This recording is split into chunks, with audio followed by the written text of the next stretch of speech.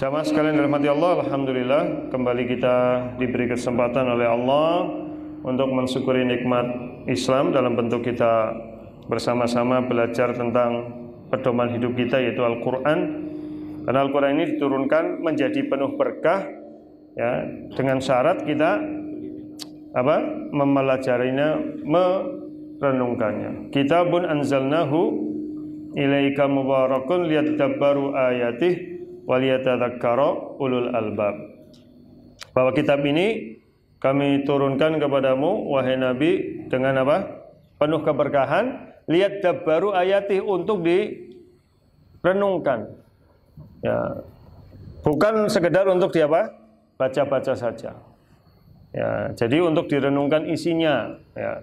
Waliyatadzakkara ulul albab, agar supaya orang yang punya akal pikiran yang saat itu bisa mengambil pelajaran. Jadi ini yang selama ini kita masih meremehkan Al-Quran hanya dalam bentuk sebatas dibaca-baca tok, tetapi harusnya Al-Quran ini dipelajari isinya dan diambil pelajarannya, gitu ya, sampai kemudian diterapkan dalam kehidupan sehari-hari. Dulu pernah saya sampaikan tafsir surat Al-Furqan ayat 30 itu, ketika Allah Ta'ala berfirman, mengulangi kembali ucapan Nabi A'udzubillahi minasyaitonirrajim wa qala ar-rasul ya rabbi inna qaumi ittakhadhu hadzal qur'ana mahjura.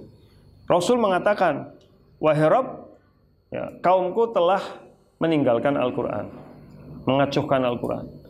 Imam Ibnu Katsir menjelaskan dalam tafsirnya panjang, siapa yang dimaksud diadukan oleh Rasulullah kepada Allah itu dua. Satu, orang-orang Quraisy pada saat itu. Karena kalau Nabi menyampaikan ayat, mereka itu fahum la yastami'un wa la yazghaun. Mereka tidak mau mendengar, tidak mau menggubris. Orang gope gitulah. Nah, yang kedua, kata Ibnu Katsir, orang yang dianggap meninggalkan Al-Quran itu ternyata bukan hanya pada orang zaman dulu, zaman Nabi, tapi sampai hari kiamat siapapun orangnya yang satu, tarku tadabburihi wa tafahumihi, tidak mau merenunginya, tidak mau memahaminya, itu juga dianggap meninggalkan Al-Quran. Ya, watarku amalihi, ya, meninggalkan mengamalkannya juga termasuk meninggalkan Al-Quran, gitu. Dan kemudian wal adul anhu ila ghairihi, ya, min syi'rin aw lahwin aw kalamin fahadha min hijranihi, kurang lebih begitu. Lebih mementingkan syair-syair, ya, kemudian bacaan-bacaan yang lain, permainan-permainan yang lain, itu juga dianggap meninggalkan Al-Quran. Jadi ya kita sementara ini baru merasa maca wis cukup oleh pahala tok, gitu ya. Makanya kalau ada orang yang ujar gue wis maca Quran, iya kowe maca tok oleh pahala, tapi belum mendapatkan petunjuk hidup. Ya, kan kadang-kadang ujar gue wis rajin maca Quran tapi uripku kok susah bae. Lah kowe kur maca tok. Ya kowe dapat pahala insyaallah nanti diunduh di akhirat, gitu. Tetapi lebih dalam lagi, gitu. Ini yang harus kita pelajari isinya, kemudian kita amalkan, baru kita mendapatkan petunjuk hidup. Jadi letak mukjizat Al-Quran itu kan di isinya, bukan sekedar di bacaannya. Gitu. Bacaannya udah mengandung mukjizat, gitu ya. Artinya orang membacanya aja bisa menggetarkan hati, gitu. Ya, bisa melunakkan hati, ya, bisa juga mendapatkan keberkahan, mendapatkan rahmat, kan, wa idza quri'al Qur'an fastami'u, mendengarkan saja mendapatkan rahmat. Cuma kan mendengar yang bagaimana, gitu. Ya mendengar yang penuh tadabbur, tafakkur, mendengar penuh perenungan, pengagungan ayat-ayat Allah, itu yang akan mendapatkan rahmat, gitu ya. Jadi sementara ini kita baru menjadikan Quran kayak mantra lah, kurang ngusir setan, jin, gitu. Padahal sing maca barang ngerti maksudnya, kira-kira jine melayu apa ora. Ya, sing maca ayat kursi orang ngerti isinya, ya. Lah ketemu jin Arab. Jin Arab paham isinya, gitu ya. Jadi ini yang kita tingkatkan. Bukan berarti salah, berarti yang maca Quran tok salah ustaz, bukan. Itu tahapan, jangan berhenti di situ. Nek wis urung bisa maca, belajar maca. Wis tayang maca aja mandek nang kono, gitu. Kebanyakan kan kita begitu, wis merasa pintar maca, wis Itu mangkat ngaji bae pun nggo formalitas kadang-kadang wis nongol sepisan sebulan gitu. Kadang-kadang iku sing penting nyong nongol ge wis tau ngaji gitu. Jangan diterusin gitu. Ya, diterusin ya. Karena jangan merasa cukup dengan itu. Saya belajar sendiri bisa, nggak bisa kamu belajar sendiri. Harus pakai bimbingan gitu. Lah nyong betayeng kok itu ustadze karo nyong be pinter nyong jane. Kur kae ustadze bahas pendidikannya agama nyong umum. Ya ora kayak gue. Mempelajari agama juga ada tahapannya gitu. Ya. Ya orang kalau ya sekarang memang sudah dimudahkan dengan banyak situs, banyak web. Tapi kan kiai kita bukan Google ya. Jadi belajarnya jangan ke Mbah Google gitu. Boleh belajar ke Mbah Google tapi dengan bimbingan ustadz gitu. Jadi pemahamannya tidak melenceng gitu ya. Jadi ini yang harus dipahami betul-betul ya, karena memahami Quran ada ilmunya, memahami hadis ada ilmunya gitu. Ya, mengutarakan hukum ada ilmunya gitu. Fikih itu produk, ilmunya alat menghasilkan fikih ada usul fikih gitu. Ada kaidah fikih. Ya, Al-Quran untuk memahaminya ada ulumul Quran, ada ilmu tafsir dan sebagainya. Hadis ada mustalahul hadis atau ilmu hadis, ada syarahnya. Nah, kalau orang tidak pernah menempuh jalan-jalan begitu, tiba-tiba terus karena merasa pinter lah, kadang itu. Yang penting pinter ceramah, pinter bermain kata-kata. Yang penting akeh maca bae kuli dadi ustad, bukan ustad itu. Itu baru mubalik, penyampai, penceramah. Ya, jadi ya harus ada dasar-dasar ilmu. Dan ini yang sekarang memang rame begitu karena penceramah banyak, tapi ya sering terjadi banyak kasus karena memang mereka tidak benar-benar memahami dasar-dasar Islam, sehingga sering terjadi kerancuan berpikir di masyarakat. Ya semangatnya bagus ikut berdakwah, tapi harus belajar dasar-dasar keislaman gitu. Jadi tidak kemudian malah jadi masalah. Ya, jadi kayak apa? Kayak latah gitu. Jadi latah kemudian menggampangkan segala sesuatu ada ilmunya. Ya. Kita tahu ngamati dokter itu ya. Lah anggar dokter kayak penyakit iki obate iki lho suruh sampeyan dokter yang ngerti obate. Ya enggak begitu gitu ya. Ya enggak, kan kadang-kadang kita begitu. Paling nang dokter dine obate iki wis tak titeni lah. Suruh sampeyan dokter bae. Ngerti, kadang-kadang orang diperiksa orang kur di mek-mek tok gitu. Ya dokter juga karena pengalamannya dia ada standarnya, ada ininya itu. Kita baru tahu sekilas, jangan merasa sok pinter. Itu ya harus tahu ilmunya dulu gitu. Ya enggak sembarangan gitu. Ini yang harus kita pahami dan kita sekarang lagi belajar bersama-sama memahami Al-Quran. Baik, kemarin kita sampai ayat 10 ya. Bacaannya ya. Sekarang kita ulangi dari ayat 9 sampai ayat insyaallah sampai ayat 16 ya.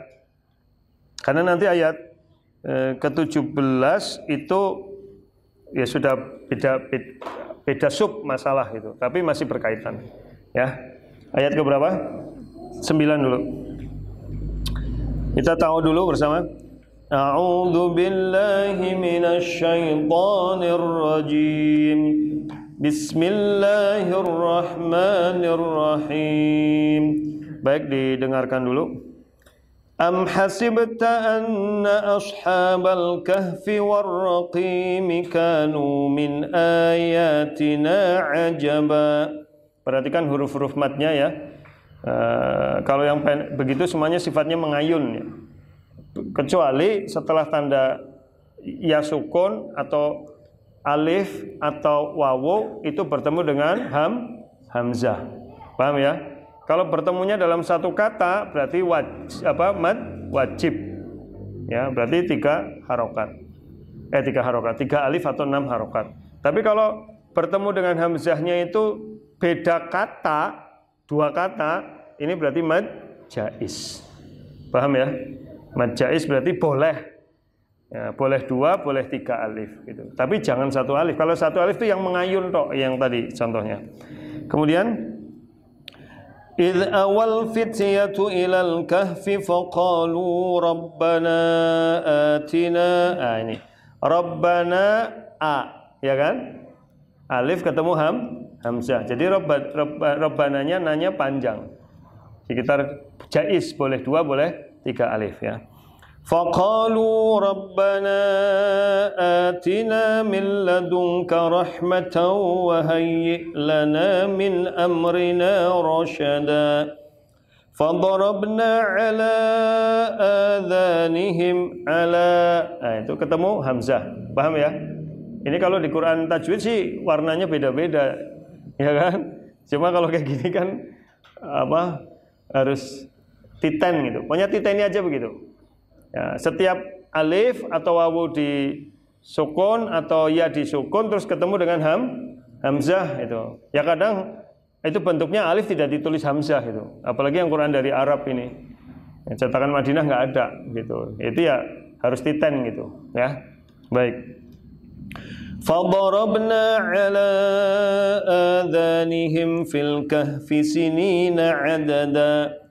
Thumma ba'athnahum lina'lama ayyul hizbaini ahsa lima labithu amada. Labithu amada. Wawu ketemu alif atau hamzah, ya. Nahnu naqussu 'alaika naba'ahum bil haqq. Innahum fityatun amanu bi rabbihim wa zidnahum huda. وربطنا على قلوبهم إذ قاموا فقالوا ربنا رب السماوات والأرض لن ندعو من دونه إلها. Min dunihi itu ketemu hamzah. Itu juga panjang, jaiz ya. Cuma nafas saya tadi nggak kuat. Kita ulangi. فقالوا ربنا رب السماوات والأرض لن ندعو من دونه إلها لن ندعو من دونه إلها لقد قلنا إذا شططا. قلنا ketemu hamzah lagi ya. Laqad qulna idzan syadada. Haula'i qaumun ittakhadhu min dunihi alihah. Min dunihi alihah. Karena hi-nya itu panjang ketemu hamzah jadi panjang. Laula ya'tuna 'alaihim laula ya'tuna 'alaihim bisultanin bayyin. Mim ketemu ba, nun sukun ketemu ba, itu didengungkan ya. Satu alif itu. Faman adlamu mimman iftara 'ala Allahi kadhiba. Wa idh i'tazaltumuhum wa ma ya'buduna illa Allah fa'u ilal kahf. Ya. Fa'u itu panjang ketemu hamzah. Jadi jaiz 2 atau 3 alif ya. Fa'u ilal kahfi yanshur lakum rabbukum mir rahmatihi wa yuhayyi' lakum min amrikum mirfaqa. Kita lihat terjemahnya ya. Saya ulangi lagi ya. Apakah hasibta, kamu mengira wahai Nabi Muhammad, anna, bahwasanya ashaba, para penghuni al-kahfi, gua itu, wa dan ar-raqim. Ar-raqim sudah saya jelaskan ya. Kemudian masih ingat ya. Apa ar-raqim? Ya, ada berapa pendapat? 1 prasasti, 2 kitab, yang ketiga apa? Lembah, keempat bukit. Ya, itu. Kalau yang prasasti itu dari kisah-kisah Israiliyat juga. Ya, kisah-kisah yang berasal dari ahlul kitab. Ya, yang prasasti itu ditulis di batu hitam, kemudian dimasukkan di peti emas, kemudian digembok gitu. Kemudian baru dibuka oleh raja setelah 300 tahun raja-raja berikutnya ya. Kanu, mereka adalah min, termasuk ayati, dari ayat-ayat kami, ajaba, yang menakjubkan. Saya terjemah dulu ya, nanti kita bahas. Ittakala awa, berlindung, al-fityatu, para pemuda. ila ke al-kahfi gua. Fa maka qalu mereka berdoa ya mengucapkan Rabbana wahai Rabb kami ati berikanlah kepada kami min dari ladun sisi ka engkau wahai Allah rahmah ya rahmat ya wa dan hayyi persiapkanlah la untuk kami min dari amri urusan kami ini rosyada petunjuk ya. Nanti kalau gitu terus lancar insyaallah ya. Fa maka dorob ya dorobna ya doroba itu arti asalnya memukul tapi tergantung kalimat setelahnya ya tidak selamanya memukul. Kalau fadoroba masalah berarti membuat contoh gitu ya. Jadi kalau ini fadorobna ala adhanihim habis doroba terus telinga berarti apa ya menutup gitu bukan memukul telinga ya.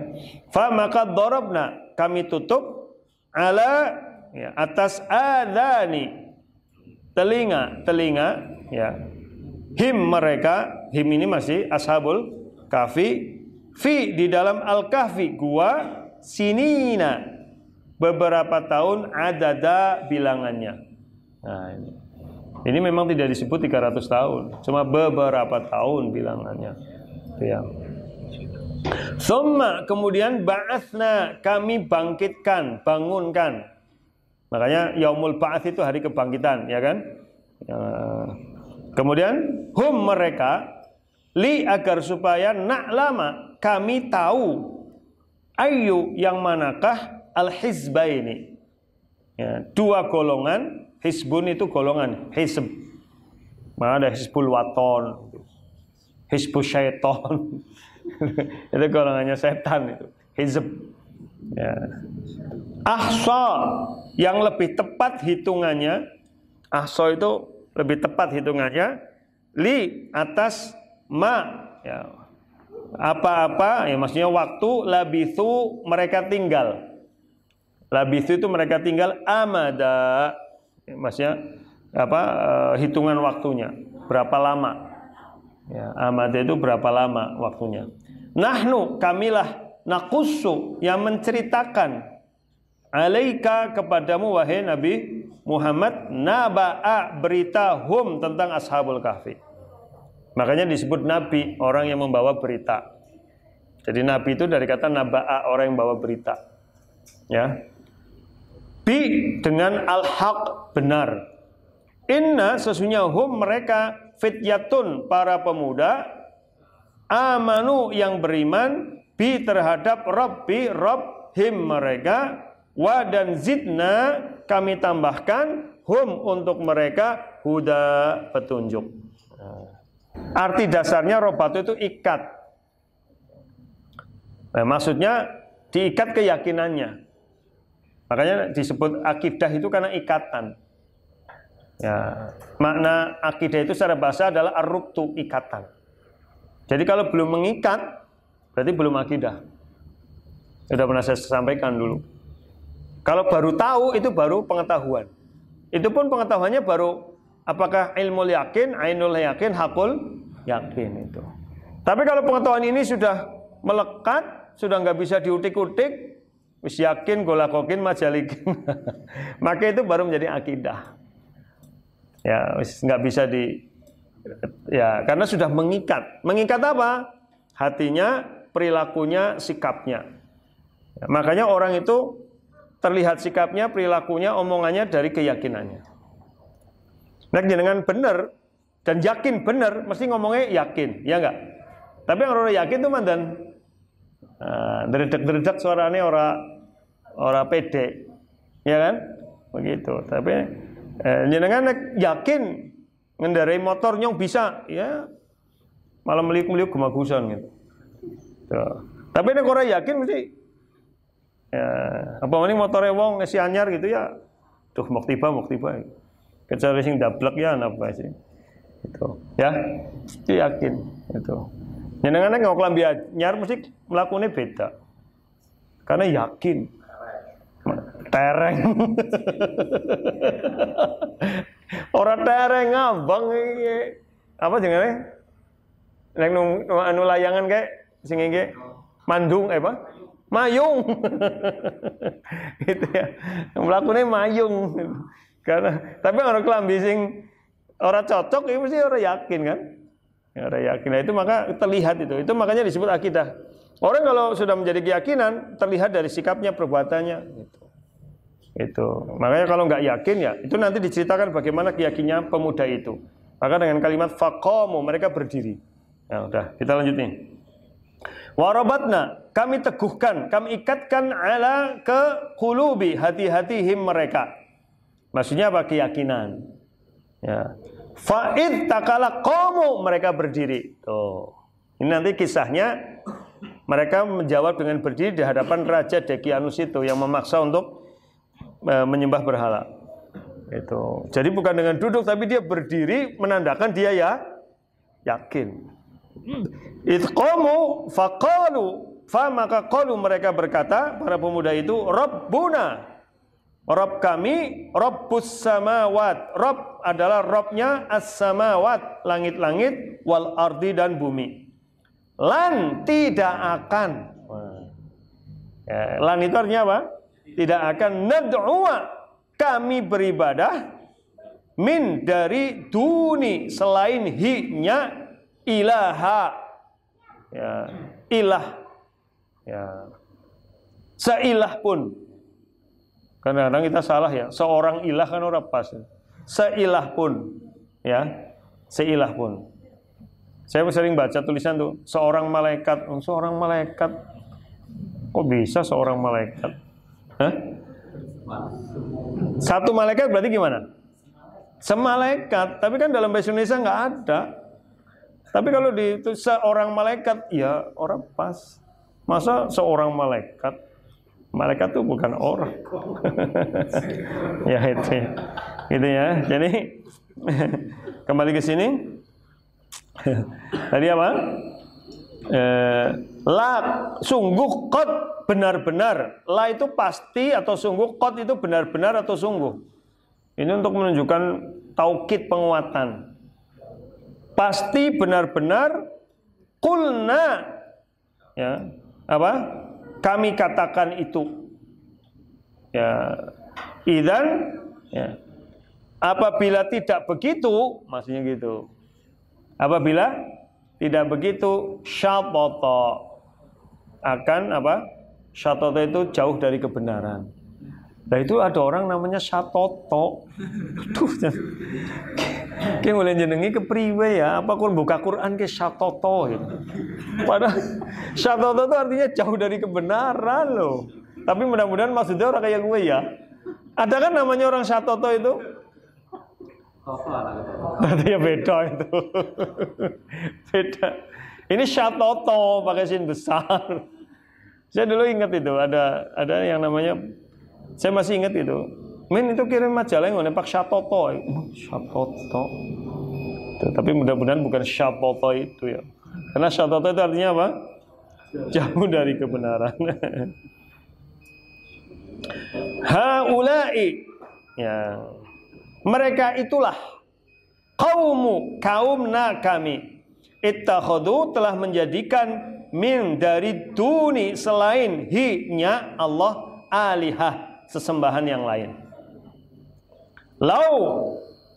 Laula, mengapa tidak gitu ya. Jadi laula itu artinya mengapa tidak, ya'tuna, mereka mendatangkan atau memberikan alaihim, atas mereka, maksudnya untuk menguatkan pendapat mereka, bisultanin, dengan keterangan, atau sultan ini maksudnya kekuasaan. Jadi keterangan yang bisa membuat orang lain dalam penguasaan, gitu ya. Bayyin, yang jelas. Ya. Faman, maka siapakah adzlamu, yang lebih zalim, mimman, dari orang yang iftara, mengada-adakan, membuat-buat, ala, atas nama Allahi, Allah, kadziba, kedustaan. Wa, dan ittakala, i'tazaltumu, kalian menjauh. Nah, uzlah, pernah dengar kata uzlah? Uzlah itu menjauh, menyingkir ke tempat yang sepi. Ya. Hum, mereka, ya, tak kala kalian menjauh, menyingkir dari mereka, wa dan ma dari apa-apa ya'buduna yang mereka ibadahi, illallah kecuali Allah, fa'wu maka berlindunglah. Jadi pemuda ini berlindung ke gua juga atas perintah Allah ternyata. Berarti berupa ilham, karena pemuda ini bukan nabi kan? Paham ya? Berupa apa? Ilham. Ilal kahfi, kemana? Ke gua. Yang syur akan menyebarkan, ya, la untuk kum kalian, rabbukum rabb kalian, min dari rahmatihi rahmatnya, wa dan yuhayyi akan menyediakan la untuk kum kalian, min dari amri urusan kum kalian, mirfaqa, apa? Manfaat atau kegunaan. Itu. Jadi memberikan manfaat atau kegunaan dari urusan-urusan kalian. Baik, kita lihat terjemahnya secara langsung ya. Apakah kamu mengira, wahai Nabi Muhammad, bahwasanya penghuni gua dan rokim itu termasuk ayat-ayat kami yang menakjubkan. Tak kala para pemuda berlindung ke gua dan mereka mengatakan, wahai Rabb kami, berilah dari sisimu rahmat dan persiapkan untuk kami dari urusan kami apa? Petunjuk. Maka kami tutupkan di atas telinga mereka di gua itu bertahun-tahun lamanya, ya, dalam beberapa tahun. Kemudian kami bangkitkan mereka agar kami tahu siapa di antara dua golongan itu yang lebih tepat perhitungannya tentang berapa lama mereka tinggal di dalam gua. Kami ceritakan kepadamu, wahai Nabi Muhammad, berita ini dengan benar. Sesungguhnya mereka itu para pemuda yang beriman kepada Rabb mereka, dan kami tambahkan untuk mereka petunjuk. Dan kami teguhkan hati mereka, tak kala mereka berdiri dan mengatakan, Rabb kami adalah Rabb yang menguasai langit dan bumi, kami tidak akan beribadah kepada selainnya seilah pun. Gitu ya. Ya. Kalau kami mengatakan demikian, maka kami termasuk orang-orang yang jauh dari kebenaran. Mereka itulah kaum-kaum kami yang telah menjadikan sesembahan selain Allah. Ya, mengapa mereka tidak mendatangkan penjelasan-penjelasan yang nyata, gitu ya? Maksudnya bukti-bukti yang jelas, gitu. Maka barang siapakah yang lebih zalim dari orang-orang yang mengadakan kedustaan atas nama Allah? Tak kala kalian menjauh, menyingkir dari mereka dan dari apa yang mereka ibadahi selain Allah, maka berlindunglah kalian ke gua yang Rabb kalian akan memberikan atau menyebarkan, itu menunjukkan banyak kepada kalian kasih sayangnya, dan akan menyiapkan untuk kalian manfaat dari persoalan kalian. Baik, itu terjemahnya. Kita masuk ke tafsir ya. Tapi saya gini pengen efektif lah, nanti 3 ayat semuanya nyoba gitu ya. Mau orang kayak gini ya orang tayang tapi mangkat ya. Mau giliran nyoba pada orang mangkat ya, ya wis lah. Baik, kita lanjutkan ya. Kita tafsirnya dulu nih ya. Dalam tafsir Ibnu Katsir dijelaskan ya, panjang itu tafsir. Jadi Ibnu Katsir itu membagi ayat 9, 10, 11, 12 ya, kemudian 13 sampai 16 ya. Dari ayat 9 sampai berapa? 12 sebenarnya kemarin sudah saya jelasin sebenarnya. Tapi secara umum bahwa Allah ini justru mempertanyakan, ya kan? Bahwa apa dikira bahwa kisah Ashabul Kahfi ini kisah yang luar biasa. Padahal dibanding kisah-kisah yang lain sebenarnya ya ini kisah yang banyak kisah-kisah lain yang lebih luar biasa. Kemarin sudah kita bahas 3 tafsir itu kan, ya, bahwa Al-Quran dengan sunnah-sunnah Nabi itu lebih hebat dari ini. Hujah-hujah yang Allah terangkan lebih hebat dari ini. Terus yang satu, berbagai peristiwa di alam semesta ini banyak yang lebih hebat dari peristiwa Ashabul Kahfi. Ya, mengapa hal itu begitu menakjubkan bagimu? Ya, itu untuk menunjukkan bahwa Allah memiliki banyak kejadian yang lebih luar biasa. Kemudian lanjutannya, Allah menjelaskan secara global jawaban pertanyaan mereka dalam 2 ayat. Ayat keberapa? Ayat 10 dan ayat 11 sampai dalam 3 ayat sampai 10, 11, 12 ya. Tak kala para pemuda berlindung ke gua dan mereka mengatakan Rob kami berdoa kepada Allah supaya diberikan rahmat. Yang dimaksud rahmat nanti jawabannya adalah mereka ditidurkan selama 300 tahun. Gini loh secara logika. Orang lagi takut dikejar-kejar, jiwanya nggak tenang, bisa turu ora? Logikanya kan nggak bisa. Kenapa bisa mereka tidur? Tentu karena rahmat Allah. Nah itu maksudnya. Ya, jadi mereka berdoa Rabbana Atina min ladunka rahmah, maka wahyi lana min amrina rasyada. Sehingga doa ini banyak dibaca oleh orang-orang yang sedang dalam masalah. Ya. Jadi dengan banyak masalah kemudian berdoa kepada Allah, pasrah betul, mohon rahmat dari Allah dan diberikan petunjuk dari persoalan ini.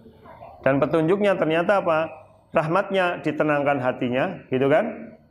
Kemudian dicari-cari sama raja itu nggak konangan, nggak terlihat. Itu. Kemudian diberikan jalan keluar, ya diantaranya nanti ditidurkan dalam waktu yang lama itu. Jalan keluarnya udah itu penguasa dolim, nggak ada yang lain. Jalan keluarnya, karena masyarakat semuanya udah dolim, sudah menjadi kufur. Hanya bersisa 8 orang dengan 1 anjingnya itu. Karena dalam kisah itu 7 orang, kemudian di jalan ketemu dengan penggembala dengan seekor anjing. Bukan kambing tadi, salah, anjing. Jadi 8 dengan 1 anjingnya itu. Baik, itu ya. Kemudian fadorobna ala adanihim fil kafi sinina adada. Kemudian kami tutup telinga mereka. Ini jawaban doanya nih. Di gua selama berapa? Beberapa tahun. Ya, maka beberapa riwayat menyebutkan 309 tahun, gitu ya. Coba lihat, ini pakainya telinga ditutup. Itu menunjukkan ketika telinga kita ditutup rapat, dengar suara enggak? Kalau nggak dengar suara apa-apa, pasti tenang kan? Nah, itu menumbuhkan ketenangan hati sehingga tertidur.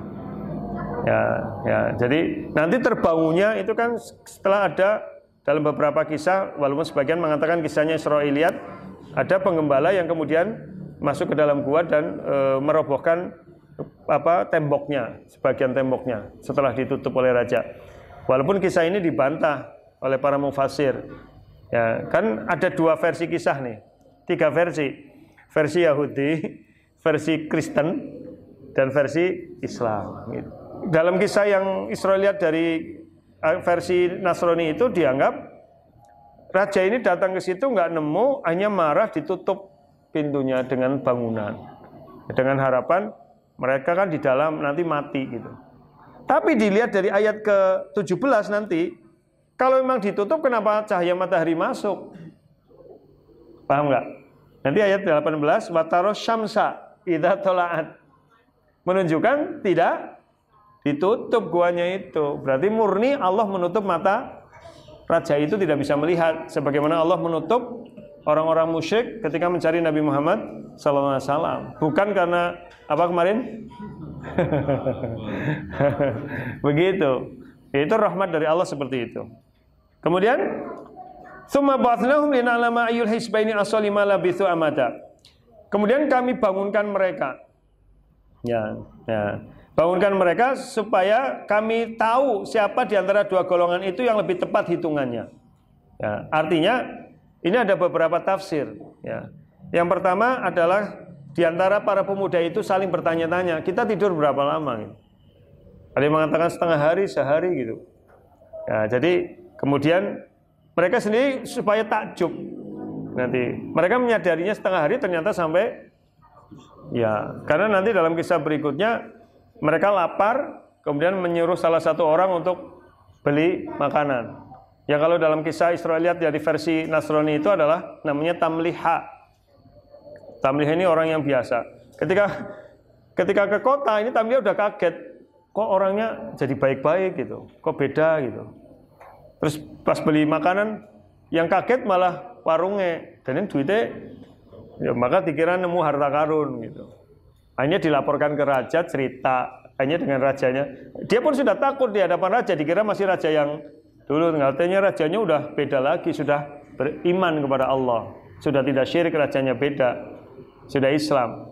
Maka kemudian dengan rajanya kembali ke gua, ketemu dengan para pemuda lagi. Tuh, sebenarnya rajanya pengen tahu di mana kau dapatkan harta karun itu, karena belum yakin. Begitu ketemu dengan pemuda-muda yang tadi, tambah yakin. Tapi kemudian setelah sebentar, ya, kemudian para pemuda itu minta tidur lagi di tempat semula dan Allah mencabut roh mereka. Gitu. Ya, tadinya raja dalam cerita itu raja masing-masing pemuda mau dibuatkan peti emas. Tapi dalam mimpinya raja itu didatangi para pemuda tadi, "Nggak usah. Itu biarkan kami meninggal apa adanya di gua itu." Sehingga kemudian dibuatkan peti kayu biasa di gua itu. Ya sekarang sudah nggak ada sama sekali. Saya ke sana itu sudah, yang saya ceritakan cuma ada tulang-tulang kayak dicor gitu, terus ada dikasih kaca. Jadi dari kaca kita lihat tulang-tulang itu.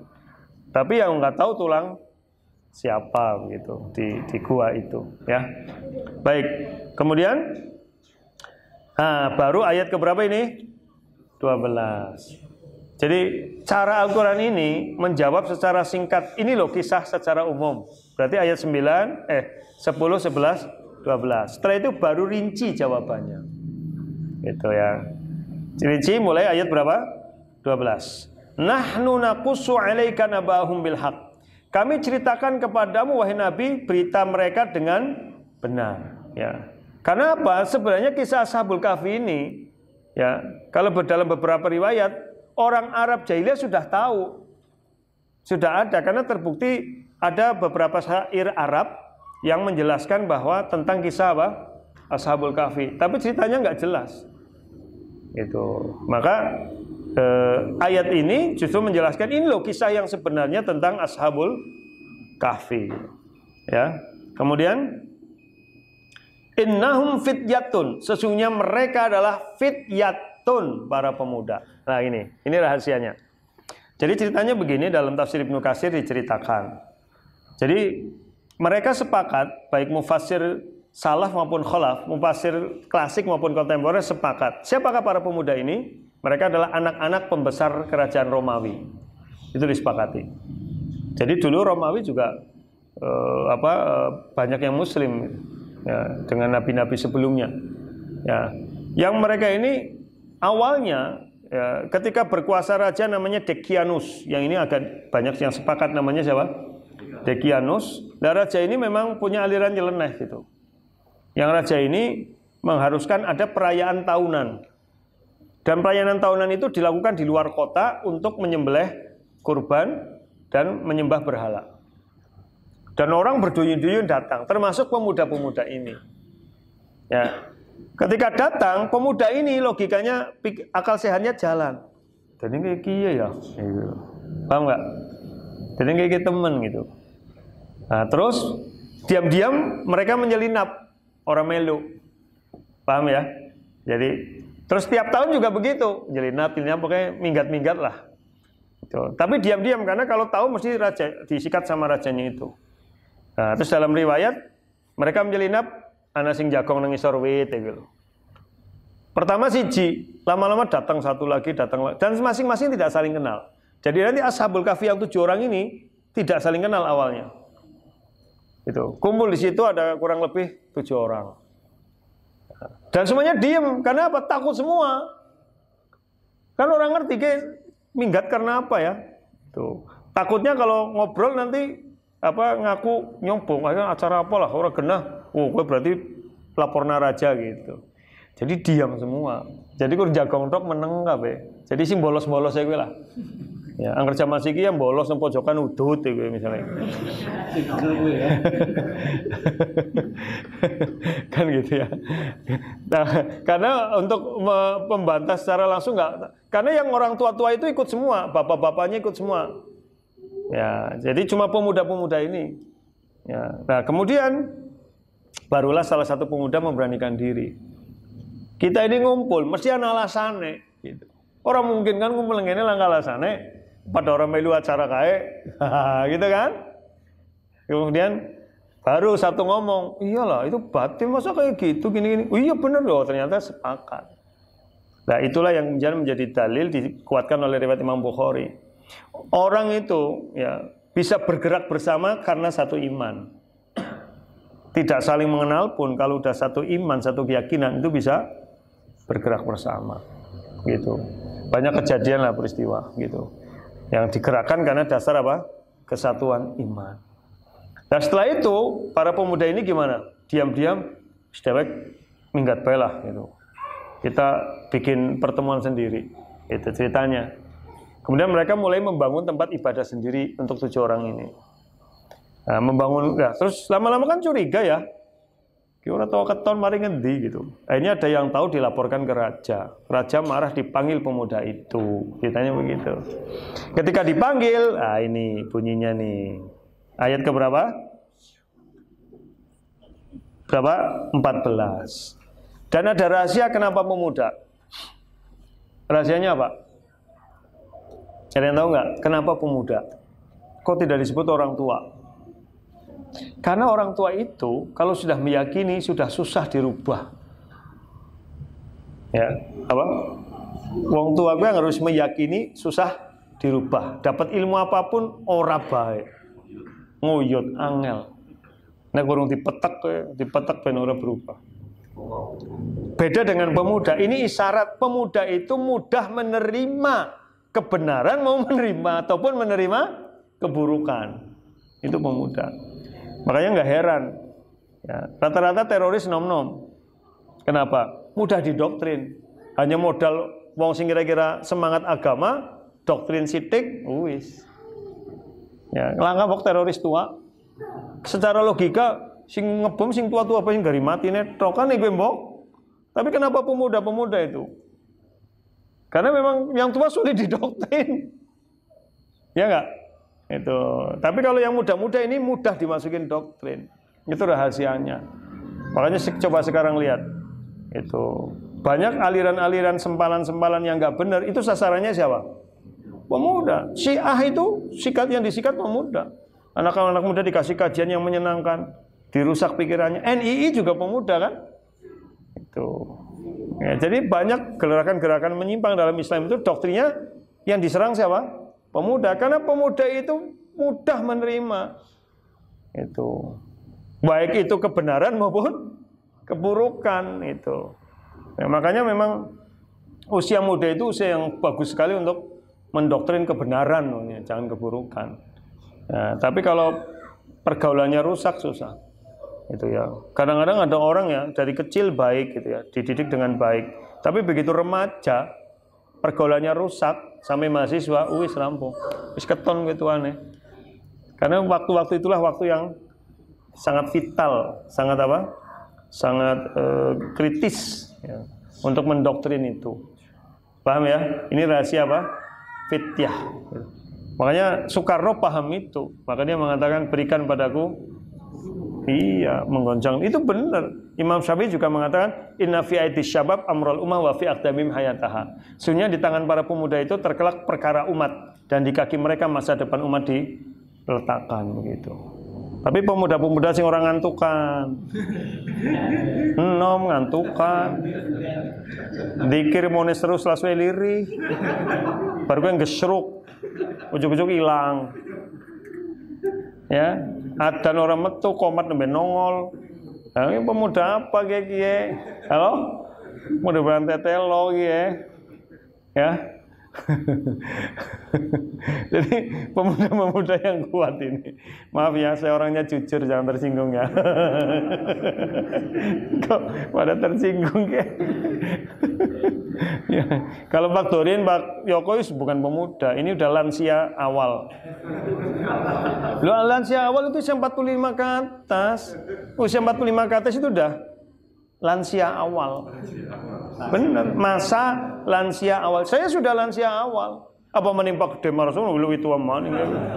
Wis lansia jelang akhir ya. Ya. Iya kan usianya. Lansia itu lanjut usia. Lanjut usia awal itu 45 sampai 50. Dari 50 sampai 60 itu lansia. Terus lansia akhir itu udah di atas 60. Yo. Gue Pak Yoko sih nambahi loh pakai. Masih ora. Kabeh wong yang mampu lemah. Gitu ya. Nah, kemudian lihat ini ya. Innahum fityatun amanu birabbihim. Mereka pemuda yang beriman kepada Rabb mereka, wazidnahum huda, dan kami tambahkan kepada mereka apa? Petunjuk. Ya. Ini menjadi dalil oleh para ulama, iman itu bertambah dan berkurang. Ya, karena beriman terus diberi tambahkan petunjuk. Berarti semakin bertambah iman seseorang, semakin dia diberi petunjuk dalam hidup. Itu ya. Tapi kalau dia berkurang juga petunjuknya hilang. Nah, itu maksudnya seperti itu. Kemudian warabatna ala qulubihim. Kami teguhkan hati mereka. Jadi ketika mereka dipanggil ini oleh raja, diteguhkan apa? Hatinya. Orang-orang tua ini sudah pada ngikut raja semua. Padahal mereka ini, orang-orang tua ini dulu gurunya pemuda ini untuk ngajak kepada kebenaran. Tapi karena ada raja, ini wong tuane malah melu rajane. Itu. Sehingga pemuda ini kemudian diberi teguhan hatinya. Mereka hanya bertuju menghadap ke siapa? Rajanya, dan dengan kokoh mengatakan ilqamu, tak kala mereka berdiri di hadapan raja. Itu menunjukkan mereka berani. Ya kan, biasanya orang di hadapan raja kan duduk bersimpuh ya. Ini enggak, dia tetap berdiri karena raja yang lalim, yang tidak benar. Faqalu, dan mereka mengatakan ketika diajak untuk menyembah berhala, mereka mengatakan apa? Rabbuna, Rabb kami adalah Rabbus samawati wal ard, Rabbnya langit-langit dan bumi, lan nad'uwa min dunihi ilaha. Kami tidak akan beribadah kepada selainnya seilah pun. Jika kami begitu, kami termasuk orang yang jauh dari kebenaran. Jawaban pemuda ini ada dua. Satu, ya, pengakuan rububiyah. Dua, penegasan uluhiyah. Pengakuan rububiyah itu apa? Bahwa Rabb kami, ya, Rabb itu kan yang menciptakan, mematikan, mengendalikan, mengatur, adalah yang menguasai langit dan bumi. Itu nggak cukup, karena kan dalam Islam sudah dijelaskan itu. Orang-orang kafir Quraisy itu bukan tidak percaya Allah, percaya Allah itu ada. Halo? Percaya yang menciptakan langit dan bumi adalah Allah. Penyelewengan mereka, konsepsi ibadah dalam ketuhanan itu nyeleweng. Gitu. Maka banyak ayat di Quran, wala in sa'alta man khalaqas samawati wal arda la yaquluna Allah. Tak kala dikatakan kepada mereka siapa yang menciptakan langit dan bumi, mereka menjawab siapa? Allah. Tapi ketika beribadah kok konsepsi ilahiyahnya sesuai dengan pikiran mereka, jadi tidak benar itu. Penyelewengannya di situ. Jadi orang musyrik itu menyembah berhala itu sebenarnya lagi menyembah Allah melalui berhala gitu loh. Paham nggak? Itu sama saja orang dalam dataran yang lebih kecil, orang pakai jimat mesti ngeyele kekuatannya dari Allah, tapi melalui ini, gitu kan? Pada baik. Nyong kowe ibadah maring Allah tapi melalui berhala iki kurunggo wasilah. Itu kan surat Az-Zumar ayat 3. Surat apa? Az-Zumar ayat 3. Ketika mereka ditanya, mengapa mereka menyembah berhala? Maka jawabannya Az-Zumar ayat 3 apa?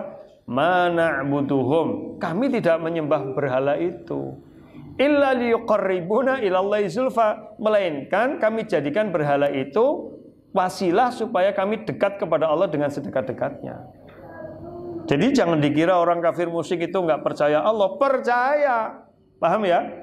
Tapi cara beribadahnya keliru di situ. Makanya kenapa dalam Islam tuh ahlul kitab menyeleweng, Nasrani, Yahudi menyeleweng, karena dalam peribadatan menggunakan perantara itu, malah menyembah yang lain.